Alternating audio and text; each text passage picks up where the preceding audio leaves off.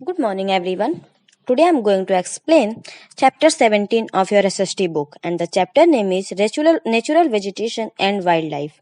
Okay? Natural vegetation is one of the greatest natural resources of the earth. यानी कि natural vegetation जो होता है वो अर्थ का सबसे बड़ा नेचुरल रिसोर्स है. It refers to plants growing in any region controlled by the climate of the region. It is a part of biosphere. यानी किसी भी रीजन में जो भी वेजिटेशन होते हैं वो उसके क्लाइमेट पे डिपेंड करता है, जिसको हम क्या कहते हैं, बायोस्फीयर, जो कि एक बायोस्फीयर का पार्ट है. It is found only in the contact zone of lithosphere. कहाँ पे होता है? कॉन्टेक्ट लिथोस्फीयर के कॉन्टेक्ट जोन में. Hydrosphere and atmosphere. In the biosphere, there is interdependence and interrelationship among living things and their physical environment. यानी living things और physical environment के बीच क्या होता है? Interrelationship होता है, यानी कि सब एक दूसरे के ऊपर डिपेंड रहते हैं. The life supporting system on the earth surface of the earth is all known as the ecosystem. और यही जो इंटरडिपेंडिंग सिस्टम होता है, सपोर्टिंग सिस्टम जो होता है, वही हमारा क्या कहलाता है? Ecosystem. The size of the ecosystem में vary from that the pond to a whole ocean or for that matter a rain forest. यानी कि ये जो इकोसिस्टम होता है वो एक छोटी सी झील की बात करें या सबसे बड़े तालाब की बात करें, सबसे बड़े समुद्र की बात करें, वहां भी ये चीजें इकोसिस्टम को फॉलो किया जाता है. In fact the biosphere is itself greatest as big ecosphere and shown in the figure. यहाँ पे आप देख सकते हो बायोस्फीयर, एटमॉस्फेयर, हाइड्रोस्फीयर, लिथोस्फीयर, तीनों को मिला के हमारा क्या बना है? इकोस्फीयर. और इन तीनों को एक साथ क्या कहते हैं हम? Biosphere. Vegetation and wildlife are valuable resources in the ecosystem. Are two forms of life on the earth planet. दो फॉर्म्स होते हैं इकोसिस्टम के, kingdom and animal earth plant kingdom and animal kingdom. क्या होता है? अर्थ प्लांट किंगडम होते हैं और दूसरा हमारा क्या होता है? एनिमल किंगडम होते हैं. Two microbes and regarded as a separate division. जो माइक्रोब्स, जो छोटे छोटे कीट पतंगे होते हैं, उनको हम दूसरे पार्ट में रखते हैं. There are about 3 lakh species of plants and 10 lakh species of animals on the earth. इतनी सारी स्पीसीज यानी इतनी सारी प्रजातियां पेड़ों के और जानवरों के हैं. Most plants are green and make their own food. ज्यादातर पेड़ क्या होते हैं? हरे भरे होते हैं, जो अपना खाना खुद बनाते हैं थ्रू फोटोसिंथेसिस. किसके थ्रू? फोटोसिंथेसिस के through. This promote interdependence and exchange of matter energy between the 3 rhythms of the earth, land, air and water. ये तीनों चीज से मिल करके, लैंड, एयर एंड वाटर, तीनों से मिल करके अपना क्या बनाते हैं? भोजन बनाते हैं. Vegetation is the assemblage of plant species living in association with each other in a given environmental framework.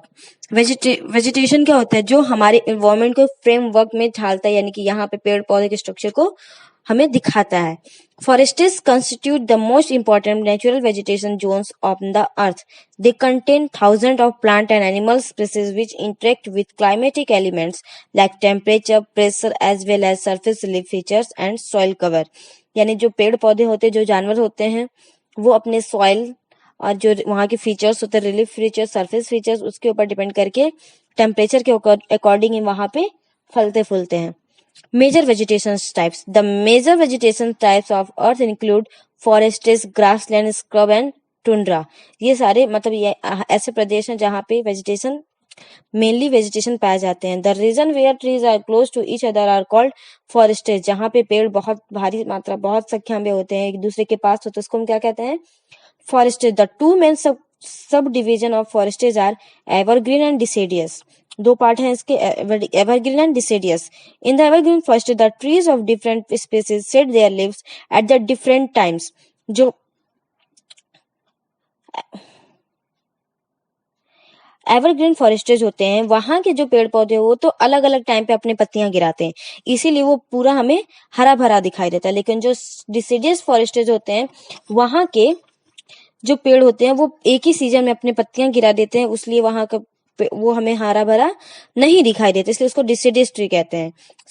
deciduous forests कहते हैं. It helps in the conserving the moisture and reducing loss through transpiration. There is a great variation in species known as biodiversity in these vegetation zones.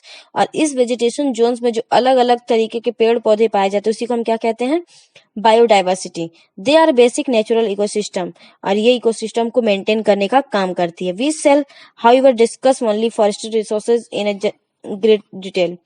Distribution of natural vegetation. अब कहाँ पे किस तरीके के natural vegetation है, कहाँ पे किस तरीके के पेड़ पाए जाते हैं, कहाँ पे किस तरीके के फॉरेस्ट पाए जाते हैं. Forests are generally classified on the basis of climatic region. दो पार्ट में इसको डिवाइड किया गया. They also confirm the various latitudinal zones by which they are differentiate. The growth of natural vegetation primarily depend on climatic factors including moisture. और जो growth forest जो पेड़ पौधों के ग्रोथ होते हैं वो किस पे डिपेंड करते हैं, क्लाइमेट पे और मॉइस्चर पे. The broad vegetation types of the world are distributed over the globe on the basis of perceptions and temperature. The geographic distribution of major forest types of world are कौन कौन से types हैं, tropical evergreen forests. They are found in the climatic region between 5 to 10 north and south latitude. 5 to 10 north और south latitude में ये पाए जाते हैं. The Amazon basin, the largest rainforest area in the world, is found in this region. जो Amazon basin है, जो rain forest है, सबसे ज्यादा बारिश होती है, यहाँ पे घने घने जंगल है, जहाँ पे अभी आग लगी थी, ये क्या होता है हमारा इस जोन में पाया जाता है. किस जोन में, ट्रॉपिकल एवरग्रीन फॉरेस्ट्स में. Next one is coniferous forests. The coniferous forests are located between 50 to 70 degree in north latitude. कहाँ से कहाँ तक होता है, 50 to 70 degree north latitude.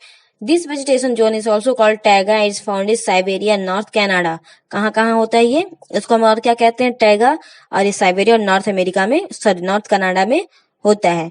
This ecosystem is under threat because of climatic change. ये यहाँ जो इकोसिस्टम होता है वो किसके थ्रू, क्या इसको इफेक्ट करता है, जो क्लाइमेटिक चेंज होता है वो. Temperate evergreen forests. They all located in the temperate climatic zone between 30 to 40 north and south latitude. ये 30 to 40 degree north and south latitude में होता है. The climate is characterised by wet winter and dry summer season. ये winter और summer season दोनों को include करके चलता है.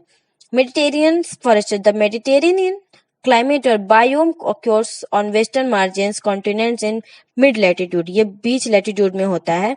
Wet winter, warm and hot summer permit growth of Mediterranean forests. यानी कि wet winter और warm जो summer होते हैं वो यहाँ पे Mediterranean forests को grow में help करते हैं.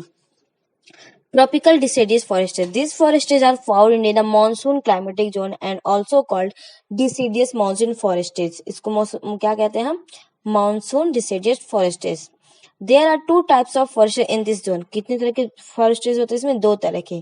The first one is evergreen broad level forests. They are also found in area with annual rainfall of about 200 centimeter. जहाँ पे annual rainfall 200 centimeter से ज्यादा होता है वहां पे ये इस टाइप के फॉरेस्ट्स होते हैं. The second one is deciduous forests. और डिसीडियस फॉरेस्ट्स भी होते हैं. The trees of the forest set there leaves during dry season two conserve moisture. ये क्या करते हैं, ड्राई सीजन में अपने पत्तियों को गिरा देते हैं, क्या करने के लिए, मॉइस्चर को कंजर्व करने के लिए. They generally receive rainfall between 100 to 200 centimetre. यहाँ पे रेनफॉल कितनी होती है, 100 to 200. और जो एवरग्रीन फॉरेस्ट्स होते हैं वहां पे कितनी होती है, अबव टू 200.